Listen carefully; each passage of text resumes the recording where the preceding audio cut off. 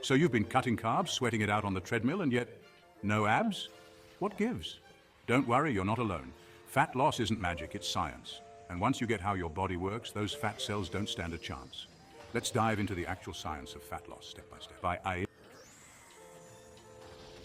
Let's start with the basics. Energy balance. Imagine it's a seesaw.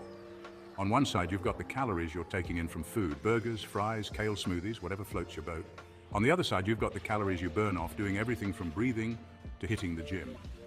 To lose fat, you need a caloric deficit, meaning you burn more calories than you consume.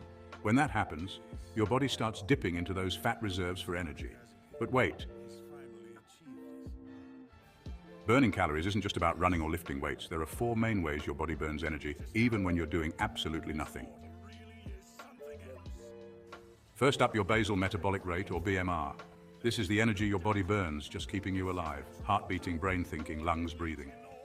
Even if you lie in bed all day watching Netflix, your BMR keeps burning calories because your body needs fuel just to exist.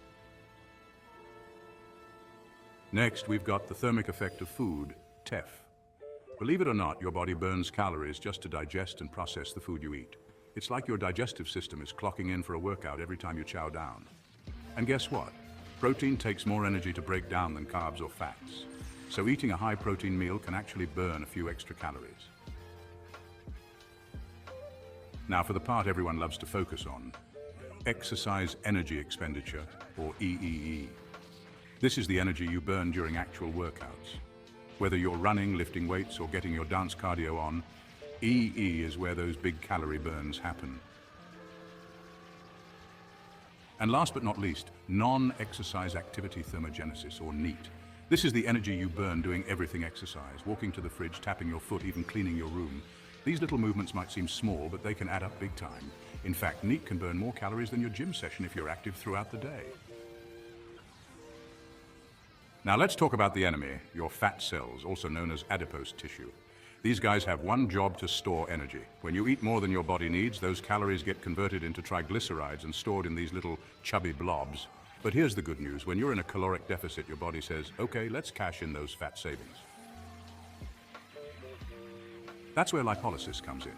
During lipolysis, enzymes like hormone-sensitive lipase, HSL, and adipose triglyceride lipase, ATGL, break down stored fat into free fatty acids and glycerol. These are then released into the bloodstream to be used as fuel. Once those fatty acids hit your tissues, it's time for fatty acid oxidation, the actual fat-burning process. This happens in your cell's mitochondria, aka the powerhouse of the cell. Inside the mitochondria, fatty acids are broken down into smaller units and used to produce ATP, the energy your body uses to keep everything running. But fat loss isn't just about exercise and calories. Your hormones are the real gatekeepers here. Meet the squad: insulin, leptin, ghrelin, and cortisol. First up, insulin. Whenever you eat carbs, your insulin levels rise, and this hormone basically tells your body to focus on storing energy, not burning it. That's why managing insulin levels with a balanced diet can help you stay in fat-burning mode. Next, you've got leptin and ghrelin, the hunger games of your body. Leptin helps you feel full, while ghrelin is like that annoying voice telling you it's snack time all day long. And then there's cortisol, the stress hormone. When you're stressed out, cortisol spikes, and it loves to store fat, especially in your belly. So if you're living in Stress City, you might find it harder to lose fat, no matter how hard you're working out. That's why managing stress is so important for fat loss. Relax, meditate, or just take a chill pill. Whatever works to keep those cortisol levels in check. Now let's talk about exercise. We've all heard that it's the key to burning fat, and that's true. Exercise energy expenditure, or EE, is where the magic happens. Cardio burns calories during the workout, but strength training, that's like a double whammy. Build muscle and you'll burn more calories even when you're just chilling on the couch. More muscle means a higher basal metabolic rate, which means more fat burned just sitting around. That's why lifting weights is your secret fat loss superpower.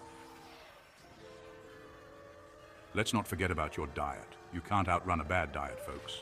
Fat loss is about creating a caloric deficit, burning more calories than you take in. But here's the trick. You still need to eat enough to fuel your workouts and keep your body happy.